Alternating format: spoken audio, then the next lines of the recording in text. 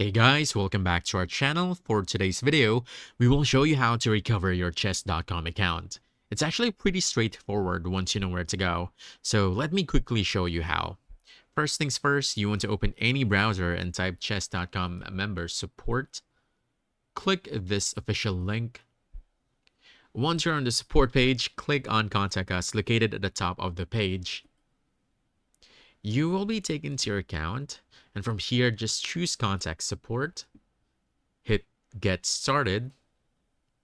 Wait for a bit. Then choose Continue here. And finally, go ahead and ask and get more help. Click this one. Now from here, clearly specify that you're looking to recover your account and try to be specific as possible. This helps the support team locate your account faster. So once you're done, just go ahead and click Submit. And from here, they'll check the email linked to the account and ask you to provide your username. Once done, just wait about 2 to 3 days for a response from the support team with a resolution. That's it. Thank you so much for watching. We hope this video helped you out. Like and subscribe to our channel for more helpful videos. Thanks.